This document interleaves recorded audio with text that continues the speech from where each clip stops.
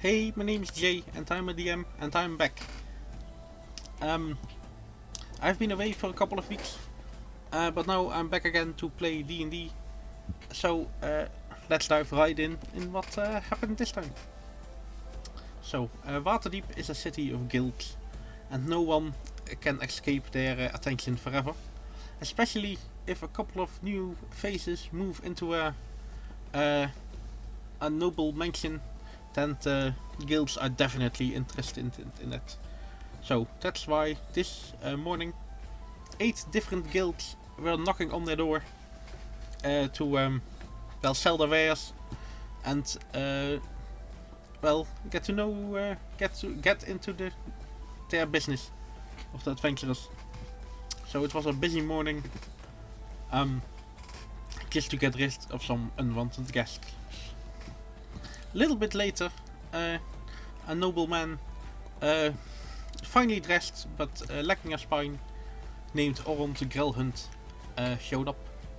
He warned the party that this is a Gralhund territory, and so the players better behave, or else the same tragic fate that happened to the troll skulls could happen to the players as well.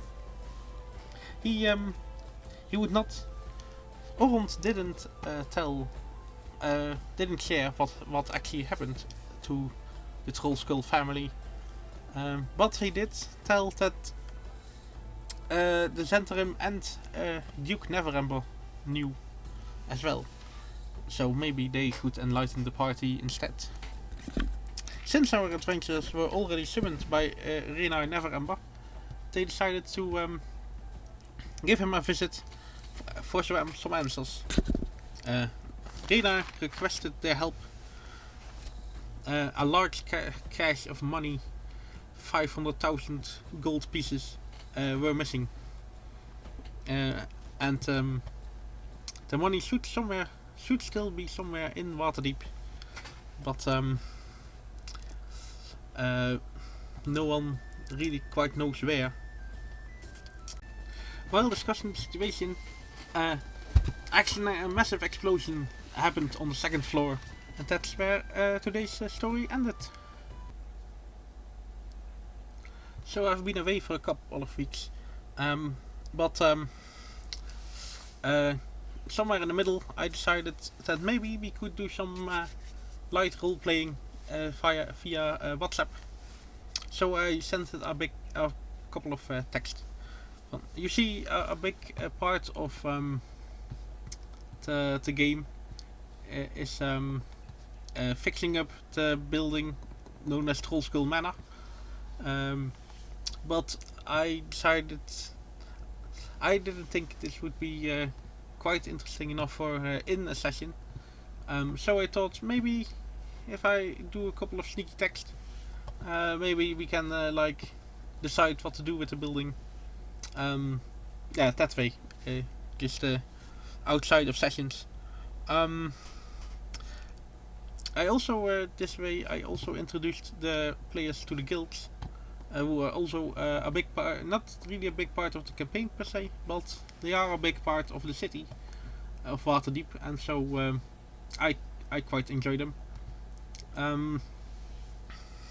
But also I didn't really think they would be exciting enough to spend an entire session on them. So I did it with a text.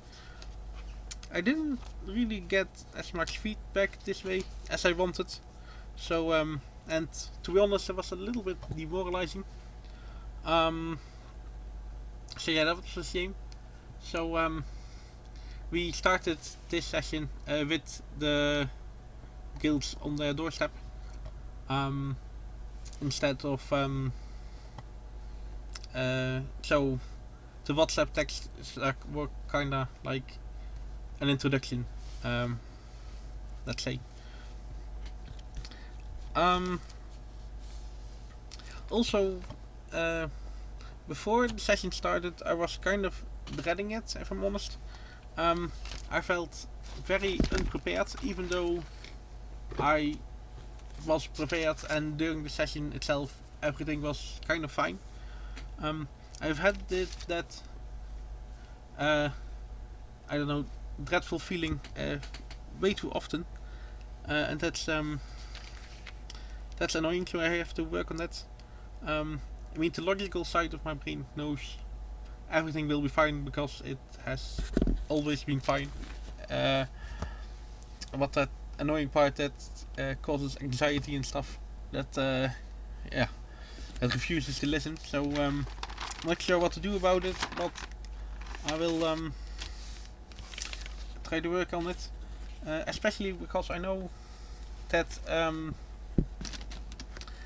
if I can just run a session. It's no big deal. I know everything will be fine. I just have to run it. Anyway, instead of existential dread, let's talk about something fun. The guilds in question.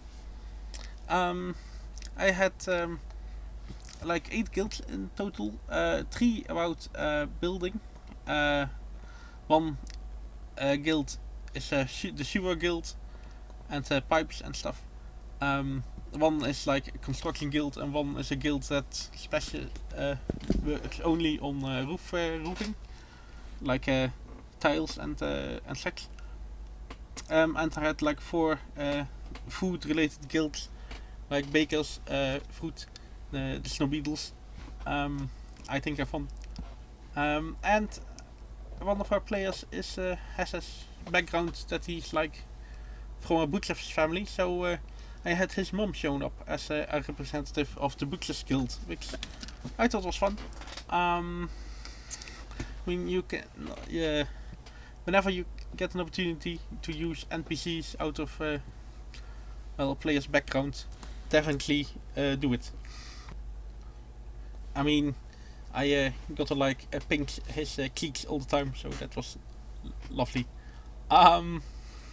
Finally, I also had like made a butlers and maids guild, and I came with a maid who wants to work for them. I do think that with the maid I made a terrible mistake, and I said the word maid way too often now.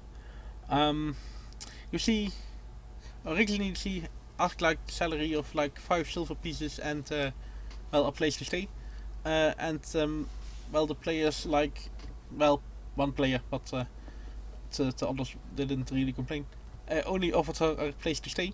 And I think in character she probably would not have made that deal. I mean, it's not an unfixable mistake, because later on, when she has proven herself, she can like ask for a raise or leave if the players don't appreciate her enough. But it felt like she wouldn't do this. Though, that's to me at least. And I don't know if the players noticed, because they had never met her, of course, before. So how could they? I mean, I have never played her before, so how could I know? It's just role playing is weird. It's just going with what feels right, you know. But I will come back on that later, maybe. Finally, in the mansion at least, we did discuss some redecorating. So that's why there everywhere is like drawn on the map to what are we gonna do? Are we gonna break down this wall? I believe the players want to like in this little tower thing build like a ladder, so they can go up and down easy. So that's that's fun. Good idea, I think. Anyway, finally the Gralhund passed by. Is in my version at least, his wife is currently in Amphale in the vacation home. But that's neither here nor there. he came to warn the players. And well, he is technically speaking a character that in the module appears a little bit later, but I thought introducing him now is yeah, I think that's fine, especially because they live the Gralhund and this house are fairly close to each other, so yeah, I think it makes sense for him to take a look. So that's what happened. After his visit, the players went to René and Neverember in his mansion. I had a little bit of fun with the old butler. That's always fun, playing an old butler.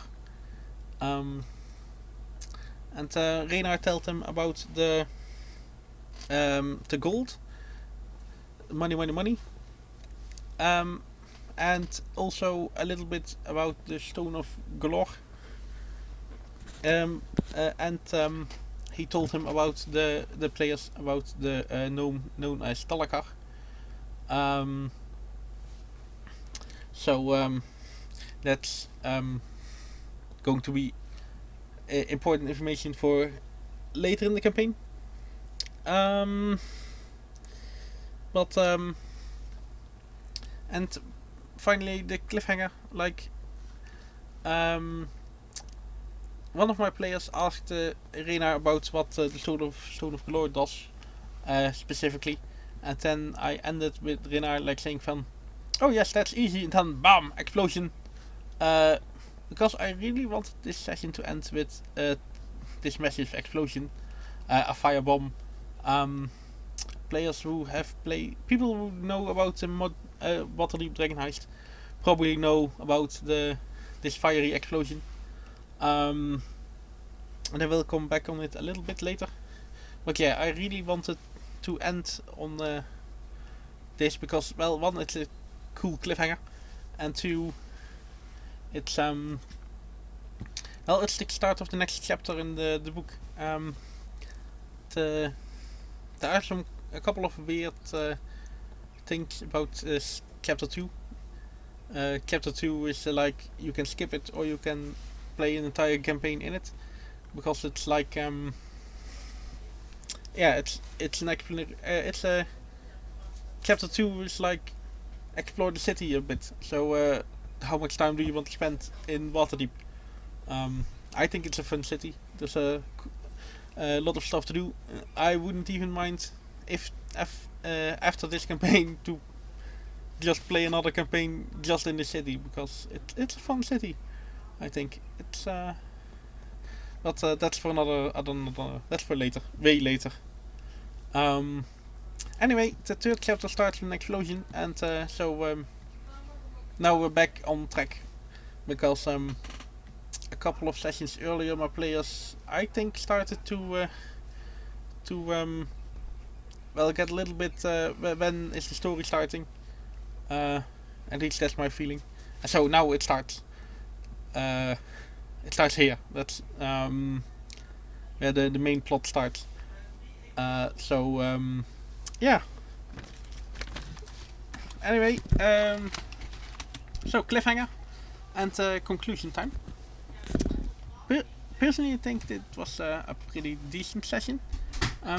It was, however, very talk heavy, and I one player did, I believe, comment on it a little bit. At least it felt like he commented, like, because there was no combat this time. And that also brings me by a point. I don't really know. I enjoy those talking sessions, but I don't know if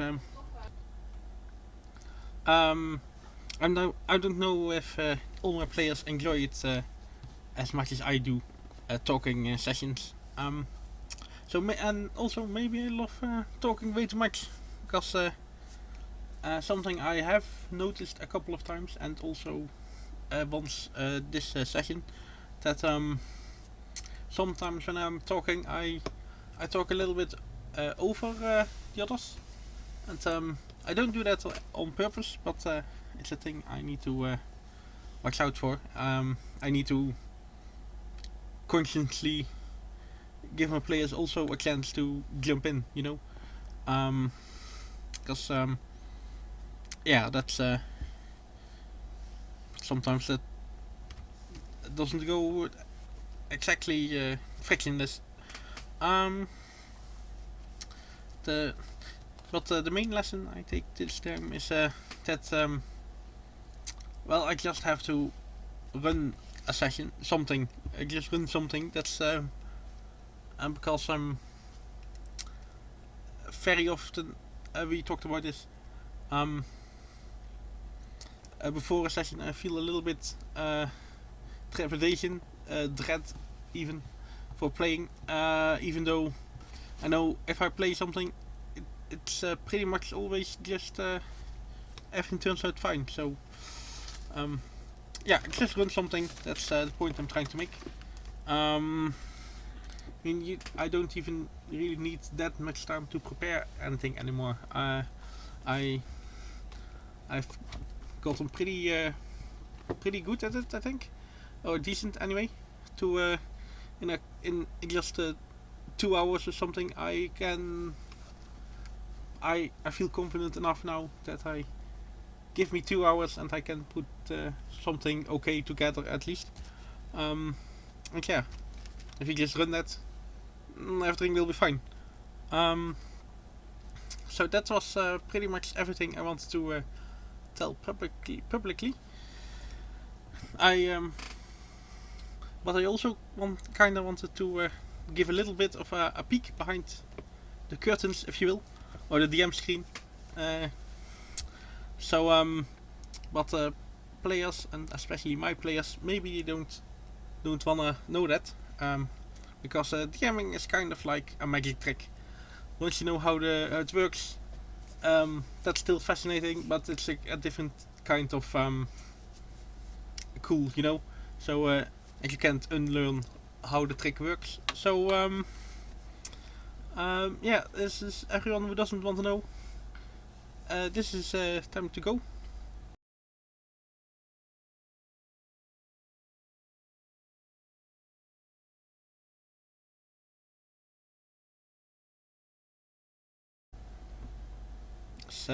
Is everyone gone? Good. Then first off, the thing I kind of want to talk about the maid, right? Even though I think that in character she would never have taken this job, I gave it to her anyway. Well, she's kind of a little bit of a sneaky Trojan horse, if you want, but in a good way, not in a bully the party way. Because NPCs are the most powerful tool a DM has to subtly push the players towards adventure, and not railroad. Yeah, you can also use NPCs to railroad, but that's not what I'm trying to do here. I mean, just a little nudge, because sometimes I have the feeling my players are a little bit lost for adventures, for what are we gonna do, and having like someone in the house is yeah, an easy way to well, just give them a little nudge in the right direction, or a right direction, because there are multiple quests going on at the same time. Just pick one, I guess. Also, she having a maid, like all the mundane stuff, like cooking and cleaning and that sort of thing.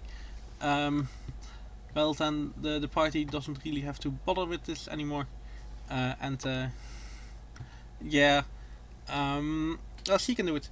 So and then the party can has the in world, you know, the opportunity to go adventuring.